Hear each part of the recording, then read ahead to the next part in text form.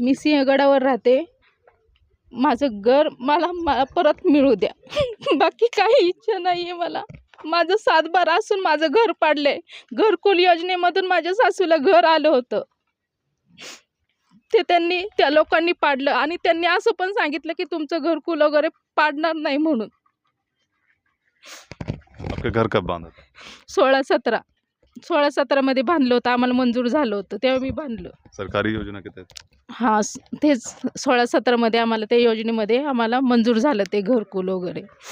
त्याच्यामध्ये मी बांधलं, कर्जबाजारी झाले. माझं जे काय होतं ते सगळं मी घालवलं, सासूचं माझं. आणि ते घर मी उभं केलं. पहिलं मातीमध्ये होतं, ते सारखे भिंती वगैरे पडायच्या म्हणून मी ते दुरुस्त केलं आणि बांधलं.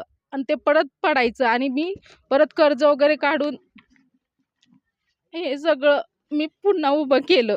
जब सरकारी अफसर आए थे तो आपने 7/12 की सारे जमीन पेपर दिखाए उनको? सगळं दाखवलं मी. ते सगळे माझे कागदपत्र ओके आहेत, तरी त्यांनी काही ॲक्शन घेतली नाही. सगळं पाडलं, माझं घर सगळं उद्ध्वस्त केलं. माझं सगळं सामान असं उघड्यावरती आहे. मी झोपडीमध्ये राहते. आता माझी खायची पण मुश्किल झालेली आहे. मला हाय असं त्या लोकांनी मला घर दिलं पाहिजे. कितने साल हो गए आपको यहाँ पे? 7वी पिढी आमची. यानी कि 1900 आपके पेपर में जैसे कि दिखाया गया हाँ 1949. हां, तसे आमच्या एक कागदपत्र आहे 41 आहेत. 41 पासून आमचे कागदपत्र आहेत. त्यांना सगळे मी कागदपत्र दाखवलं तरी पण त्यांनी नाही, माझं घर पाडलंच त्यांनी. मला माझं आपकी घर मांगे क्या है? अब इसके बाद आप क्या चाहते हो? मला माझ्या जागेमध्ये त्यांनी बांधून दिलं पाहिजे. फक्त एवढंच. माझी सावली मला मिळू द्या फक्त. माझी मुलं माझी उघड्यावाले 2 मुलं पण अजून ते कामाला नाही, शिक्षण नाही. मी पुढचं देऊ शकत ते मुलांना. मला फक्त माझं घर मला बांधून द्या. आता मी काही उभं करू शकत नाही. माझ्याकडे पैसे पण नाही आहेत तेवढे. आपका क्या उम्र है आपके बच्चों की लगभग? एक 18 वर्षाचा आहे, एक 22 वर्षाचा मुलगा आहे. मी त्यांना फक्त 12वी पर्यंत माझ्या आईवडिलांनी त्यांना शिक्षण दिलं. इथं काही शाळा वगैरे काहीच नाही आहे. माझ्या आईवडिलांनी त्या मुलांना शिकवलं. पुढचं शिक्षण मी कोर्स पण देऊ शकले नाही. अशी माझी ऐपत पण नाही कोर्स क्लास वगैरे करून हे करायची द्यायची पण. आणि त्याच्यामध्ये माझ्या घराचं नुकसान त्यांनी केले. नाहीतर माझ्या मुलांना सरकारी नोकरी द्या, एवढीच मागणी आहे माझ्याकडं. मला घर परत मिळू द्या.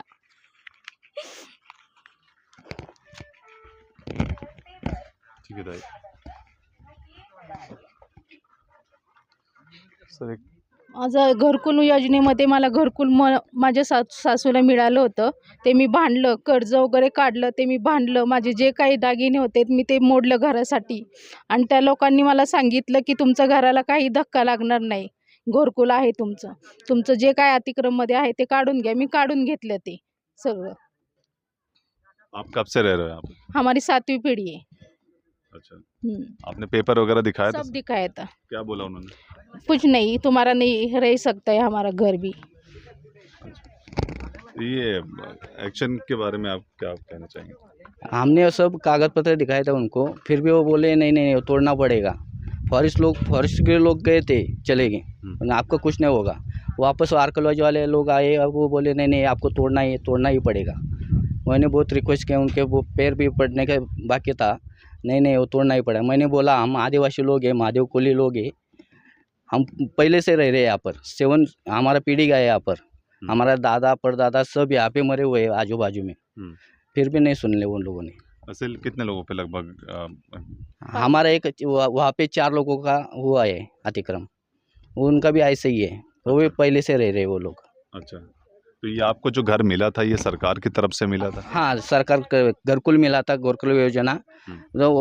तब आया था तब बोला था तो फिर हम नहीं तोड़ते ना. कौन से सन में ये घरकुल बांधा था? 16-17 में आया था. 16-17 प्रधानमंत्री आवास योजना. प्रधानमंत्री आवास योजनेमध्ये आम्हाला 16-17 मध्ये घर मंजूर झालेलं होतं. मग ते मी भांडलं, कर्जबाजारी झाले आणि त्यामधून मी सगळं माझं जे काय होते दागिने सासूचे माझे सगळे मोडून टाकले आणि हे घर मी उभं केलं. पहिलं मातीमध्ये माझं घर होतं, तो अभी ये बरसात का मौसम है, आप किले पे हो, अभी कैसे चल रहा है आपका? हम यह झोपड़े में रहे ये हैं। झोपड़ी में रहती है हम लोग। मैं कैमरामैन से कहना चाहूँगा थोड़ा सा झोपड़े की तरफ दिखाएं, यहाँ पे इन लोग रह रहे हैं।